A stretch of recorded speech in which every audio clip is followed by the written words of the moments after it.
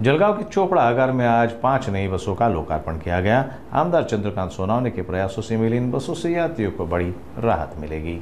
चोपड़ा आगार में लंबे समय से नई बसों की मांग थी। आज आमदार चंद्रकांत सोनावने और माजी आमदार लता सोनावने ने इन बसों का लोकार्पण किया। इस मौके पर शालेय विद्यार्थियों ने लेझिम नृत्य कर स्वागत किया और ढोल ताशों से माहौल उल्लासपूर्ण हो गया।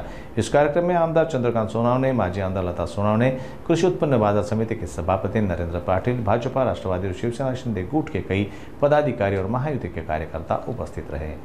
महाराष्ट्र शासनाच्या वतीनं एसटी महामंडळाच्या सहकार्याने आपले मंत्री महोदय आदरणीय प्रतापजी सरनाईक साहेब यांच्याकडे मी अधिवेशनाच्या कालखंडात मागणी केली होती की चोपडा तालुक्याला बसेसची संख्या कमी। त्यांनी तातडीने ती मागणी मंजूर केली। 5 बसेस आज आपल्या डेपोला देण्यात आलेल्या आणि अजून आपण जवळपास 31 बसेसची मागणी केली। 5 बसेस पुढच्या आठवड्यात अपेक्षित आहे अजून, म्हणजे 10 बसेस आपल्याला ह्या पंधरवड्यात भेटणार आहेत। महाराष्ट्र शासनाचं ध्येय आहे की सर्वसामान्यांचा विकास हा विकास साध्य करण्यासाठी आणि लाडक्या बहिणींना प्रवास सोयीचा व्हावा म्हणून महाराष्ट्र शासनाच्या वतीने ह्या बसेस आपण सर्वीकडे महाराष्ट्रात दिले जात आहेत।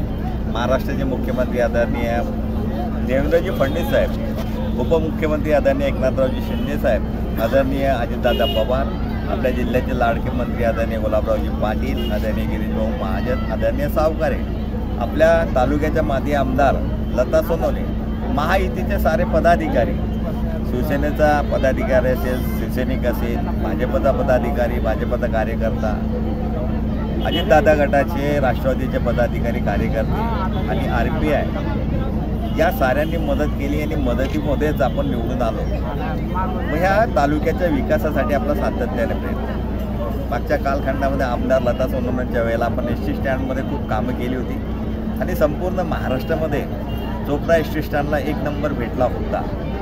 हे सर्व सहकार्य इथले कर्मचारी वर्ग जो आहे त्यांचं खूप सहकार्य, चोपड्यातनं जाणारे जे प्रवासी बांधव आहेत त्यांचंही खूप सहकार्य। ते सातत्याने या एसटी स्टँडला स्वच्छ कसं ठेवता येईल, या बसेस आमच्या आहे, या बसेस आम्हाला चांगल्या कशा ठेवता येतील यासाठी आपण जनतेलाही विनंती करत असतो आणि जनता त्याला चांगला सहकार्य करते।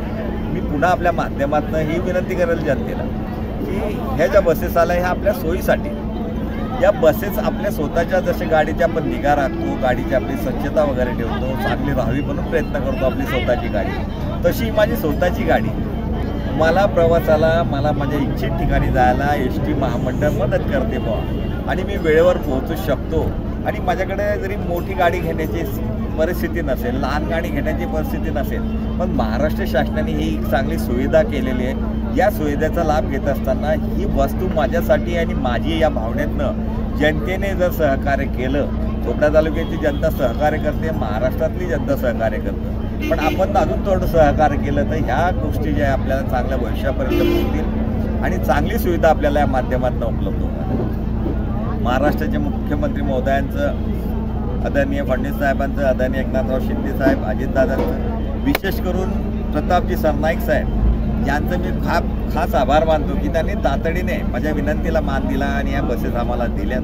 पुढच्याही बसेस ते लवकर देतील अशी अपेक्षा करतो आणि आपल्या साऱ्यांच्या सहकार्याने जनतेला हीच विनंती करणार आहे की बसेस आपल्या सोयीसाठी आहे, त्यांची निगा राखा ही विनंती या माध्यमातून करणार आहे। सर्वांना मनापासून शुभेच्छा देतो। एसटी महामंडळ आपलं चोपड्याचं विशेष चांगलं आहे, तिथले कर्मचारी असतील, मग तो एसटी ड्रायव्हर असो, कंडक्टर असो, मध्ये तिकीट फाडणारे कोणी असो, साफसफाईवाले असते, सुंदर पद्धतीने काम करतात।